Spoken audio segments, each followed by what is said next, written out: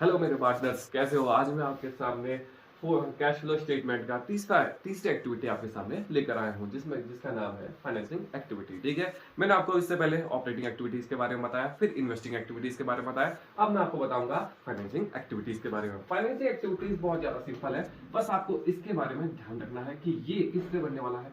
Share capital या share capital वाली चीजों से बनने वाला है। ये बनेगा तुम्हारा लॉन्ग टर्म या शॉर्ट टर्म, ठीक है, बॉन्ड से अकॉर्डिंगली बनेगा। बस काम खत्म। ये शॉर्ट टर्म और लॉन्ग टर्म बॉन्ड से अकॉर्डिंग बनेगा। इसका मतलब है इसमें काम आने वाली चीजें हैं, मैं आपको बताता हूँ। आपका शेयर और डिबेंचर मोस्ट इंपॉर्टेंट है, बस काम खत्म। ठीक है, मैं इसके बाद इसके केस भी बताऊंगा आपको कैसे दिमाग में रखना। फाइनेंसिंग एक्टिविटीज का मतलब होता है फाइनेंस से रिलेटेड। फाइनेंस का मतलब होता है, इस फाइनेंस का मतलब है कैश या मनी। ठीक है, या इसका मतलब कह सकते हो कि सोर्सेस ऑफ फंड्स। किस पे दिमाग लगाना है? सोर्सेस ऑफ फंड पे दिमाग लगाना है। ठीक है, इसका मतलब है कि ये किस पे बेस्ड है? सोर्सेस ऑफ फंड के। सोर्सेस ऑफ फंड क्या होते हैं हमारे? जहां से दो प्रकार के सोर्सेस ऑफ फंड होते हैं, मैं आपको ओवरव्यू देता हूं। दो प्रकार के सोर्सेस ऑफ फंड होते हैं। पहला होता है बोरोड फंड, ठीक है, नहीं ओनर फंड। दूसरा होता है बोरोड फंड। ओनर फंड का मतलब होता है जब हम पैसा, जब मालिक लगाता है शेयर्स या शेयर्स, ठीक है, शेयर्स प्रीफरेंशियल इक्विटी शेयर्स, ठीक है, या इनसे पैसा उठाता है, या रिटेन अर्निंग से पैसा उठाता है, तो उसे बोलते हैं ओनर फंड। दो प्रकार के सोर्सेज ऑफ फंड होते हैं, ओनर्स फंड, ठीक है, और यहाँ पे होता है बोरोड फंड। एक बोरोड फंड, ओनर फंड का मतलब इसमें शेयर्स वगैरह आते हैं, ठीक है, shares preferential equity shares, preference shares, equity shares, ठीक है, रिटेन अर्निंग्स, यहाँ पे रिटेन अर्निंग्स या रिटेन प्रॉफिट भी आता है। बोरोड फंड जो बाहर वाले होते हैं, जैसे लोन, डिबेंचर, बॉन्ड, ये सारी चीजें आती हैं बॉन्ड्स वगैरह। ठीक है, जब हम आउटसाइडर से लेते हैं तो उसे बोलते हैं बोरोड फंड। जब हम खुद ही अपने पैसे लगाते हैं, जब मालिक पैसा लगाता है, उसे बोलते हैं हम ओनर्स फंड। ठीक है, बेसिकली फाइनेंसिंग एक्टिविटी किसमें बेस्ड होती है? फाइनेंस में। ठीक है, सोर्सेस ऑफ फंड्स में। बस आपको दिमाग में रखना है कि शेयर वाली चीजों से आने वाला है। शेयर और डिबेंचर मोस्ट इंपॉर्टेंट है, लोन वगैरह तीन चीज इंपॉर्टेंट है। ठीक है, मैं इसका बताता हूँ कैसे आपको दिमाग में रखना, कौन सी चीजें ऐड होंगी इसमें, कौन सी चीजें लेस होंगी। ठीक है, मैं आपको बताता हूँ। जब भी सपोज करो, मैं यहाँ पे लिखता हूँ कि शेयर कैपिटल, ऐसे लिख देता हूँ आपको, एक एग्जाम्पल देता हूँ। यहाँ पे कोई शेयर कैपिटल लिखा है और यहाँ पे कोई 2018 और 2019, ठीक है। सपोज करो यहाँ 50,000 लिखा है, 5,000 50,000 मानते हैं, और यहाँ पे 60,000। इसका मतलब देखो इन दोनों में चेंजेस कैसा आ रहा है। देखो पहले 50,000 के शेयर थे, आप कितने के हो गए? 60 के। इसका मतलब बढ़ रहे हैं। जब बढ़ेंगे तो इसको लिखेंगे पॉजिटिव में, लिखेंगे मतलब पॉजिटिव में लिखेंगे 60,000 माइनस 50,000 इक्वल टू आएगा आपका 10,000। इसको क्या करेंगे? प्लस करेंगे, क्योंकि ये बढ़ रहे हैं, प्रोसीड कर रहे हैं, परचेज कर रहे हैं, बढ़ रहे हैं। ठीक है, जो चीजें बढ़ रही होंगी उनको तुम ऐड कर दो। अच्छा, मैं सपोज करिए घट रही होंगी, यहाँ पे 70,000 लिखा होगा और यहाँ पर तो आपका 50,000 लिखा होगा, तो इन दोनों का डिफरेंस आएगा 20,000, और ये किस में आ जाएगा? ब्रैकेट में आ जाएगा। इसका मतलब लेस हो रहे हैं, कम हो रहे हैं ना। जब कम होंगे तो उसे लेस करेंगे, जब ज्यादा होंगे तो वो करेंगे पॉजिटिव में आएंगे। ठीक है, नेक्स्ट आपका डिवेंचर, मोस्ट इंपॉर्टेंट है आपका डिवेंचर। इसको आपको दिमाग में रखना है कि डिवेंचर वाला कैसे सॉल्व होगा। ठीक है, मैं आपको बताता हूँ कि डिवेंचर की कैसे आपको दिमाग में रखना है। सपोज करो एग्जांपल लेता हूँ कि 9% डिवेंचर लिखा है, ठीक है, 9% डिवेंचर लिखा है, और यहाँ पर कोई दो ईयर, यही ईयर मान लेते हैं बेसिक से 2 ईयर मान लेते हैं। सपोज करो यहाँ पर कोई आपका 90,000 और यहाँ पर कोई 1 लाख। ठीक है, ये आपका एग्जांपल है। तो आपको मैंने आपको बताया था कि ऑपरेट जब भी 9% वगैरह कुछ भी दे दे तो इंटरेस्ट जनरेट हो जाएगा, और इंटरेस्ट किस में भी आता है? ऑपरेटिंग एक्टिविटीज में भी आता है। ठीक है, ऑपरेटिंग एक्टिविटीज में क्या आएगा? देखो ऑपरेटिंग एक्टिविटीज में तो आएगा, सब 9% निकालेंगे तो 8100 आएगा सर। एक भी दूसरे की 3 इतना आपका जनरेट हो जाएगा। सॉरी 8100 आएगा, तो इतना तो आपका जनरेट हो जाएगा। ये किस में आ जाएगा? ये ऑपरेटिंग एक्टिविटीज में तो प्लस हो जाएगा, क्योंकि इंटरेस्ट हमको मिल गया। इंटरेस्ट पेमेंट डिवेंचर में इंटरेस्ट मिला, वो हमारे नुकसान दे होता है, लेकिन ऑपरेटिंग एक्टिविटी उल्टा चलता है, तो ये क्या करेगा? इसको प्लस करेगा। लेकिन जब हम फाइनेंसिंग एक्टिविटीज में पहुंचेंगे तो फाइनेंसिंग एक्टिविटीज में इसको बोलते हैं कि पेमेंट करी हमने किसकी? पे करा है किसको? इंटरेस्ट को पे करा है, तो यहाँ पर कोई किस में आ जाएगा? माइनस में आ जाएगा। कितना? 81। लेकिन इन दोनों का डिफरेंस भी पॉजिटिव में आएगा, क्योंकि बढ़ रहे हैं, तो कितना आएगा? 10,000 से बढ़ रहे हैं, ये भी आएगा। दोनों चीजें नोट होंगी। कौन कौन सी चीजें नोट होंगी? डिवेंचर बढ़ रहे हैं, ये भी आएगा, और डिवेंचर का पेमेंट हो रहा है, पेमेंट ऑन इंटरेस्ट हो रहा है, तो वो चीज भी आएगी। दोबारा देख लो, सारी जितने भी शेयर कैपिटल में जो भी चीजें दी जाएंगी वो सब आएंगी, ठीक है। अगर डिवेंचर से रिलेटेड कोई भी एडजस्टमेंट हो या कुछ भी इंटरेस्ट देना हो इसका, ठीक है, बढ़ ले हो डिवेंचर, ये भी आएगा। देखो इंटरेस्ट देना हो या डिवेंचर का क्या करना हो, डिवेंचर बढ़ ले हो घट रहे हो, ये भी आएगा, दोनों चीजें आएंगी इसकी, ठीक है। शेयर्स में भी बिल्कुल ऐसे ही, तो शेयर्स बढ़ रहे हो घट रहे हो ये भी नोट होगा, और शेयर का डिविडेंड अगर पेड हो रहा होगा ये भी आएगा, ये घटा मतलब पेमेंट हो रही है ये भी आएगा। पेमेंट करते समय याद करना कि जब भी पेमेंट वर्ड आ जाए तो इसका मतलब क्या होगा कि वो भी क्या होगा, पेमेंट वर्ड आ जाए तो इसका मतलब वो पैसे जाएंगे। बढ़ रहे होंगे तो पॉजिटिव में, घट रहे होंगे, शेयर्स बढ़ रहे होंगे तो पॉजिटिव में, घट रहे होंगे तो माइनस में, ठीक है। ये भी बढ़ रहे होंगे तो क्या होंगे, पॉजिटिव में, घट रहे होंगे तो माइनस में। लेकिन इंटरेस्ट का पेमेंट हमेशा किसमें आएगा, नेगेटिव में। ऑपरेटिंग में इंटरेस्ट प्लस में आएगा, लेकिन फाइनेंसिंग में किसमें आएगा, माइनस में आएगा, ठीक है। मैं अभी इसका एक चार्ट बना के आपको देता हूँ कि कैसे कौन कौन सी चीजें आपके सामने आएंगी, ठीक है। बेसिकली आपको ध्यान रखना है कि शेयर कैपिटल वगैरह में ही इनका काम होता है, कि फाइनेंसिंग का बिल्कुल सारे ट्रीटमेंट इसमें होने वाली है सोर्सेज ऑफ फंड में। तो सोर्सेज ऑफ फंड में शेयर कैपिटल्स और डिवेंचर्स वगैरह आते हैं, और लोन वगैरह आएगा इसमें, और किसमें आएगा, ये बोरेंस आएंगे, लॉन्ग टर्म बोरेंस वगैरह के नाम भी इसमें ही आएंगे। काम खत्म, ठीक है। छोटी सी एक्टिविटी है फाइनेंशियल एक्टिविटी, मोस्ट इंपॉर्टेंट है इसमें कौन सा, मोस्ट इंपॉर्टेंट, इंटरेस्ट का अगर कोई भी पेमेंट हो रहा है तो पक्का इसमें आएगा, ठीक है। लोन का इंटरेस्ट हो, किसी का भी इंटरेस्ट हो, वो अगर पेड हो रहा है तो वो इसमें पक्का आएगा, और पेड हो रहा हो तो इसका मतलब पैसे जाएंगे तो वो किसमें लिखना है, नेगेटिव में लिखने हैं, ठीक है। और शेयर्स बढ़ होंगे तो पॉजिटिव में, डिवेंचर बढ़ होंगे पॉजिटिव में, डिवेंचर अलग से आएगा, डिवेंचर का इंटरेस्ट अलग आएगा, बस दिमाग में रखना है कि डिवेंचर भी आएगा और डिवेंचर का इंटरेस्ट भी आएगा। इंटरेस्ट ऑपरेटिंग एक्टिविटीज में क्या होता है, प्लस होता है, लेकिन फाइनेंशियल एक्टिविटीज में इंटरेस्ट को क्या करता है कि वो हमेशा सही बातें करता है फाइनेंशियल वाला, तो पेमेंट करोगे तो पैसा कम करेंगे, ठीक है।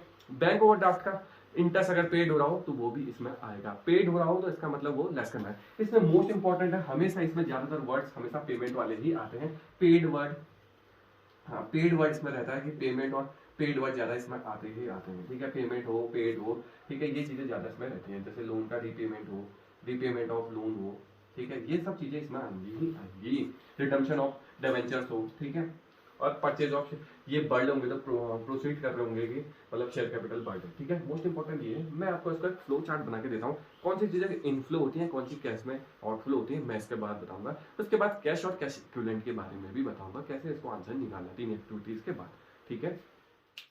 देखो मैं आपको बताता हूँ कि फाइनेंसिंग एक्टिविटीज में कौन सा इनफ्लो होगा, कौन सा आउटफ्लो होगा, ठीक है। इसको ध्यान में रखते हैं। सबसे पहले मैं इस साइड लिखता हूँ इनफ्लो क्या होने वाला है,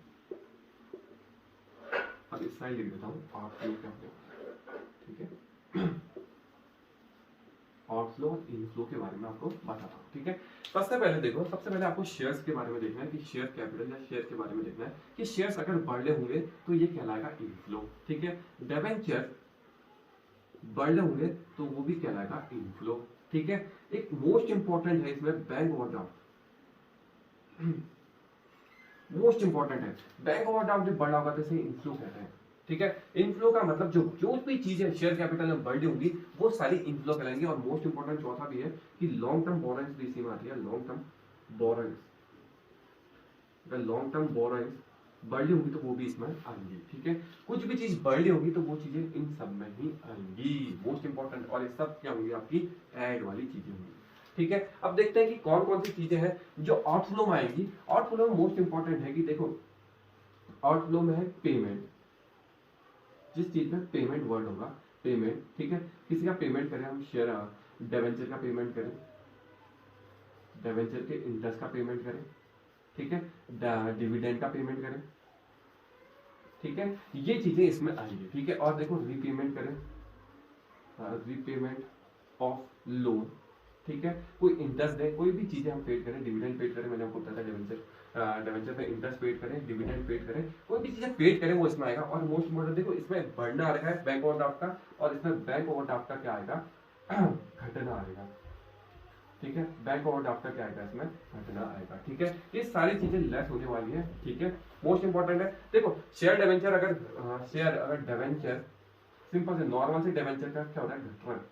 जैसे सपोज करो मैं 2018 और 2019 के बारे में यहाँ पे कोई इन्फॉर्मेशन दे दी, सपोज करो 2018 में 60,000 थे और 2019 में कितने हो गए 50। देखो घट रहे हैं ना, 10,000 से घट रहे हैं तो ये नेगेटिव आएगा, कि इनका रेशियो का चल रहा है नेगेटिव, ऐसे आएंगे। शेयर्स भी घट रहे हैं, बढ़ रहे हैं, वो भी इसमें आएंगे, ठीक है। शेयर कैपिटल अगर घटा होगा तो बहुत सारी चीजें इसमें आएंगी। देखो मोस्ट इंपॉर्टेंट, शेयर बढ़ेंगे तो इसमें आएंगे, पॉजिटिव में लिखना पड़ेगा, डिवेंचर बढ़ेंगे तो पॉजिटिव, बैंक ओवरड्राफ्ट ये सबसे इंपॉर्टेंट है इसमें, ठीक है। अक्सर बच्चे इसमें गलती करते हैं कि बैंक ओवरड्राफ्ट का अगर कोई भी पॉजिटिव बढ़ा होगा तो वो इसमें आएगा, ठीक है। लॉन्ग टर्म बोरिंग्स भी बढ़ी होंगी तो इसमें आएंगी, ठीक है। इस साइड पेमेंट होगा, कोई भी इंटरेस्ट का एक्स वाई जेड कोई भी इंटरेस्ट जो पेमेंट करना है किसी भी इंटरेस्ट में, बैंक ओवरड्राफ्ट में इंटरेस्ट हो, ये बैंक ओवरड्राफ्ट में इंटरेस्ट हो, ठीक है, डिवेंचर का इंटरेस्ट हो, किसी का भी इंटरेस्ट हो, या लॉन्ग टर्म बोरिंग्स का इंटरेस्ट हो, या लोन का इंटरेस्ट हो, कुछ भी इंटरेस्ट होगा पे करोगे तो वो चीजें इसमें आएंगी, और वो किस में आएंगी, नेगेटिव फॉर्म में, क्योंकि इसका मतलब हमारे पैसे क्या होंगे, कम होंगे, ठीक है। ये सारी चीजें इसमें आउटफ्लो कहलाएंगी, ठीक है। मोस्ट इंपॉर्टेंट कौन सा, बैंक ओवरड्राफ्ट। बैंक ओवरड्राफ्ट अगर बढ़ेगा तो इसमें आएगा, घटेगा तो वो नेगेटिव रेशियो में आएगा या ब्रैकेट में आएगा, इसका मतलब नेगेटिव, ठीक है। फाइनेंसिंग एक्टिविटीज में मोस्ट इंपॉर्टेंट है, बस दो चीजें ध्यान में रखनी है। जैसे सपोज कर मैं एक दोबारा एग्जांपल ले लेता हूं कि 10% डिवेंचर मान लेता हूं कि 10% आपके डिवेंचर, ठीक है, ऐसे दे रखे हैं, और 2008 और 2009 के रेशियो दे रखे हैं, या 50,000 दे रखे हैं, सपोज करो 50 और 60,000 दे रखे हैं, ठीक है। मैंने सबसे पहले देखो ये वाली चीजें जो इंटरेस्ट होगा, ये इंटरेस्ट मैंने आपको बताया था कि ऑपरेटिंग एक्टिविटीज में आने वाला है, ऑपरेटिंग एक्टिविटीज में पहले तो आएगा, ऑपरेटिंग एक्टिविटीज में इसका इंटरेस्ट क्या होगा, ऐड होगा, और इसका इंटरेस्ट ऐड होगा, और ये जो 10% है वो किस में निकलता है, प्रीवियस ईयर पे निकलेगा, तो इसका मतलब 5,000 जो भी 5,000 जो आएगा, ये किस में लिखना है, पॉजिटिव में लिखना है, किसमें, ऑपरेटिंग एक्टिविटीज में। यही किस में आएगा, फाइनेंसिंग एक्टिविटीज में भी आता है, मोस्ट इंपॉर्टेंट पॉइंट है, फाइनेंसिंग एक्टिविटीज में भी आएगा। और फाइनेंसिंग एक्टिविटीज में क्या होगा कि ये पेमेंट है, ठीक है। ऑपरेटिंग एक्टिविटीज में तो ये ऐड हो गया, लेकिन फाइनेंसिंग एक्टिविटीज में ये क्या होगा, लेस होगा। मोस्ट इंपॉर्टेंट पॉइंट है कि इंटरेस्ट इसमें लेस होगा। हम मान के चलेंगे कि इंटरेस्ट क्या होता है, इसमें पेड हो रहा है, डिवेंचर का इंटरेस्ट हमें पेड करना पड़ता है। मोस्ट इंपॉर्टेंट पॉइंट यही है इसका, ठीक है। और डिवेंचर बढ़ रहे हैं घट रहे हैं वो आप इजीली देख सकते हैं, ठीक है। तो ये तो था आपका फाइनेंसिंग एक्टिविटीज। मैंने आपको फाइनेंसिंग एक्टिविटीज के बारे में बता दिया। फाइनेंसिंग एक्टिविटीज में याद करो कि sources of fund most important है कि कौन से सोर्सेज ऑफ फंड है, इसी के बेस्ड ऑन ये रहता है, ठीक है। मैंने आपको फ्लो चार्ट दे दिया, एक बार इस फ्लो चार्ट को दोबारा देख लो, ठीक है। Most important point bank overdraft का, बैंक ओवरड्राफ्ट का बढ़ना यहाँ पर पॉजिटिव कहलाएगा, बैंक ओवरड्राफ्ट का घटना नेगेटिव कहलाएगा, ठीक है। डिवेंचर का घटना दोनों ईयर में कंपेयर करना, घट रहा होगा तो उसे किस में लिखना, कि उसे माइनस में लिखना, बढ़ रहा होगा तो उसे किस में लिखना, पॉजिटिव में लिखना है, ठीक है। ये सारी चीजें इसमें ऐड होने वाली है, ये सारी चीजें इसमें लेस होने वाली है, ठीक है। उसके बाद मैं आपको बताता हूँ फिर आगे कैसे कैश एंड कैश इक्विवेलेंट को कैसे सॉल्व करते हैं।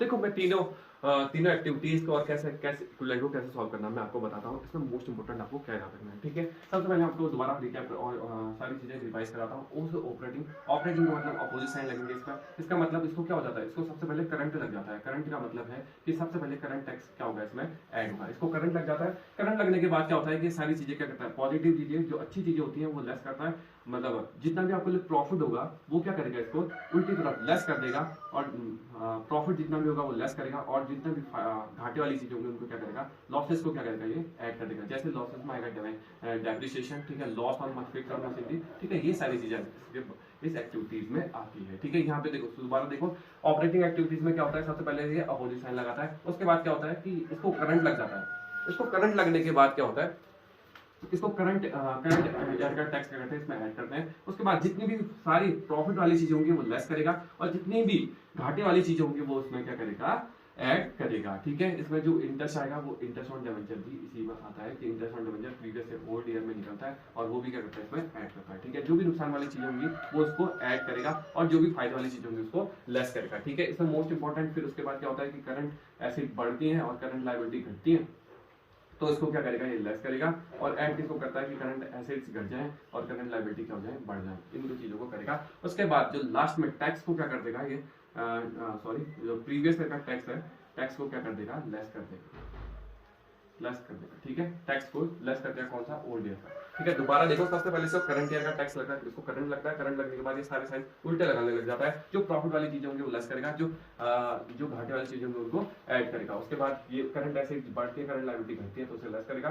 करंट एसेट घटती है और करंट लायबिलिटी बढ़ती है तो उसे ऐड करेगा। और उसके बाद लास्ट में क्या करेगा, दोबारा पिछले साल के टैक्स को क्या करेगा, ऐड करेगा। इन्वेस्टिंग एक्टिविटीज मोस्ट इंपॉर्टेंट है कि वो फिक्स एसेट्स की बातें करेगा, फिक्स एसेट्स के बारे में सारी चीजें काम करेगा। ये बस हो गया काम करना, फिक्स एसेट्स के बारे में दिमाग लगाना है, ठीक है सर।